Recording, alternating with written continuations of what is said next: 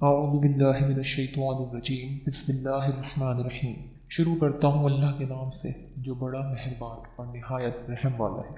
خلوص دل کے ساتھ آخری نبی سید المرسلین خاتم النبیین محمد صلی اللہ علیہ وسلم پر ایک مرتبہ درود پاک پڑھ لیجیے۔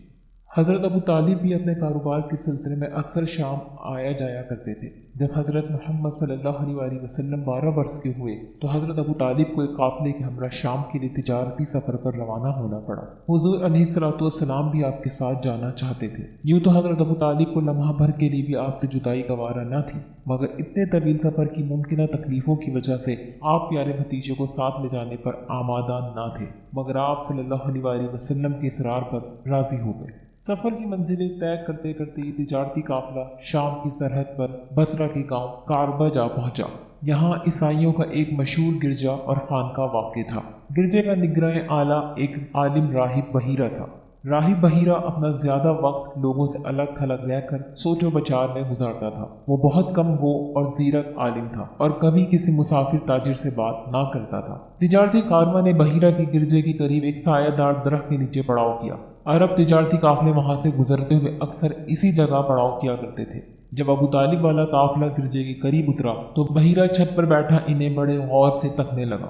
بحیرہ نے دیکھا کہ کارواں میں ایک 10-12 سالہ لڑکے پر بادل کا ایک ٹکڑا چھتری کی طرح ہر وقت سایہ کیے ہوئے موجود رہتا ہے۔ جب یہ پرسرار لڑکا درخت کے نیچے بیٹھا تو ساری شاخیں مزید سایہ کے لیے اس کی جانب جھک گئیں۔ بحیرہ کی آنکھیں کھلی کی کھلی رہ گئیں۔ فوراً اپنے خصوصی ایلچی کے ذریعے کارواں کو دعوت خاص بھیج دی۔ قافلے کے تاجروں کو اس انوکھی بات پر شدید حیرت ہو رہی تھی کہ وہ اسی گرجے کے پاس سے پہلے بھی کئی بار گزر چکے تھے، مگر اس راہب نے کبھی ان سے بات کرنے کی زحمت بھی گوارا نہ کی تھی۔ بہرکیف قافلہ والوں نے بحیرہ کی دعوت قبول کر لی اور حضور علیہ الصلوۃ والسلام کو اپنے سامان کی حفاظت کے لیے بٹھا کر وہ سب دعوت میں چلے گئے۔ بحیرہ نے ایک ایک کر کے ان سب پر متجسس نگاہیں ڈالی۔ جب حضور صلی اللہ علیہ وسلم کو غیر حاضر پایا تو کہا کہ لگتا ہے آپ کے کچھ لوگ پیچھے رہ گئے۔ قافلے کے تاجروں نے کہا کہ صرف ایک کم عمر لڑکا پیچھے رہ گیا ہے جو کہ سامان کی حفاظت کے لیے وہاں بیٹھا ہے۔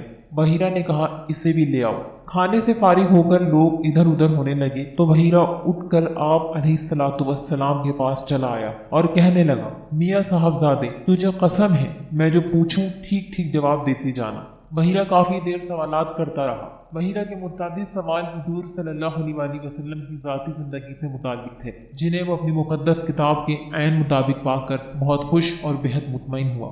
پھر حضور صلی اللہ علیہ وسلم کی سرخ چمکیلی آنکھوں کی طرف اشارہ کر کے آپ کے ساتھیوں سے پوچھا، کیا یہ سرخی کبھی زائل بھی ہوتی ہے؟ انہوں نے کہا، ہم نے اسے کبھی زائل ہوتے نہیں دیکھا۔ پھر اس نے آپ کے شانوں کے درمیان مہر نبوت کی زیارت کی۔ اس نے بڑے ادب سے مہر نبوت کا بوسہ لیا۔ پھر حضرت ابو طالب کی طرف متوجہ ہوا اور ان سے پوچھنے لگا، اس صاحبزادے کا تم سے کیا رشتہ ہے؟ ابو طالب نے جواب دیا، میرے فرزند ہیں۔ بحیرہ بولا، نہیں، اس فرزند کے والد زندہ نہیں ہو سکتے۔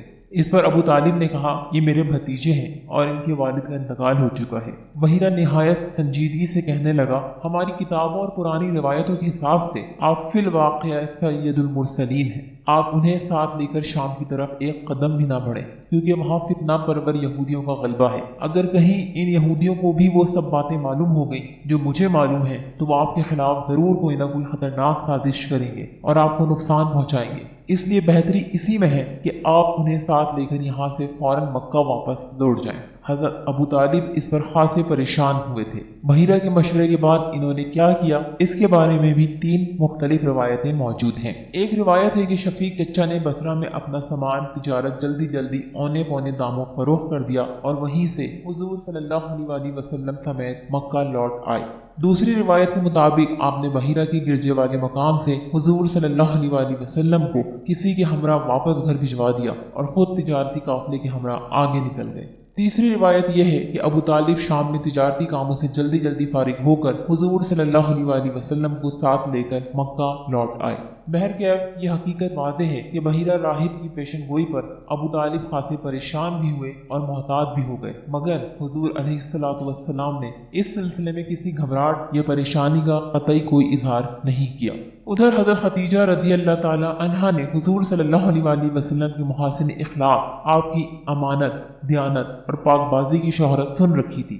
اس لیے آپ صلی اللہ علیہ وسلم کو پیغام بھیجا کہ میں چاہتی ہوں کہ آپ شام جا کر میرے لیے تجارت کریں، اس کے بدلے میں دوسروں سے زیادہ معاوضہ دیا جائے گا، کیونکہ میں نے آپ کی دیانت اور ذہانت کی بہت تعریف سنی ہے۔ آپ صلی اللہ علیہ وسلم اس پر راضی ہو گئے اور حضرت خدیجہ رضی اللہ تعالیٰ عنہا نے آپ کی خدمت کے لیے اپنا ایک غلام آپ کے ساتھ کر دیا اور اپنے غلام کو ہدایت کی کہ خبردار ان کی نافرمانی نہ کرنا اور نہ ہی ان کے کسی رائے کی مخالفت کرنا۔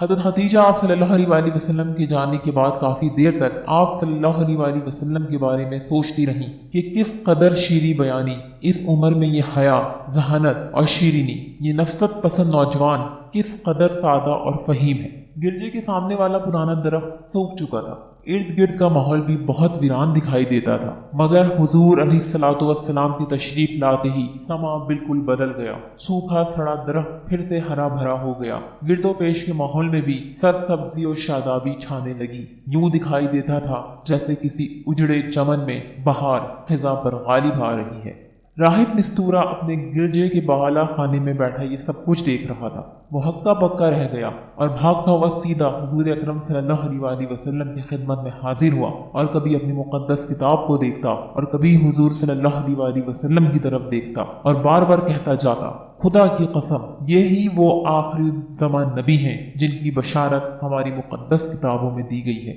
حضور صلی اللہ علیہ وسلم اپنے پہلے سفر شام میں اسی گرجے کے قریب قیام کیا تھا اور یہاں ایک راہب سے ملاقات بھی ہوئی تھی۔ 13 سال بعد دوبارہ آمد پر راہب تبدیل ہو گیا تھا۔ اس راہب کا نام نستورا تھا۔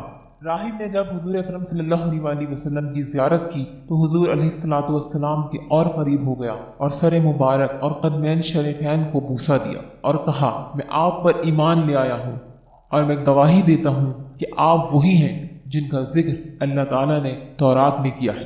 نستورا نے یہ بھی مشورہ دیا کہ آپ صلی اللہ علیہ وسلم شام نہ جائیں، وہاں بہت یہودی ان کے دشمن ہیں۔ حضرت خدیجہ رضی اللہ تعالیٰ عنہ ایک بہت مالدار عورت تھیں اور بڑے بڑے دولت مند لوگ ان سے شادی کے خواہش مند تھے، مگر انہوں نے انکار کر دیا تھا۔ لیکن اب انہوں نے خود ہی حضور اکرم صلی اللہ علیہ وسلم کے لیے اپنے آپ کو نکاح کے واسطے پیش کر دیا، حالانکہ حضور علیہ الصلوۃ والسلام کے پاس مال و دولت بالکل نہیں تھا۔ سیرت النبی صلی اللہ علیہ وسلم کی معلومات کو زیادہ سے زیادہ لوگوں تک پہنچانے کے لیے اس ویڈیو کو آپ لائک اور شیئر ضرور کیجیے اور اس صدقہ جاریہ میں اپنا بھرپور حصہ لیجیے۔ جزاک اللہ۔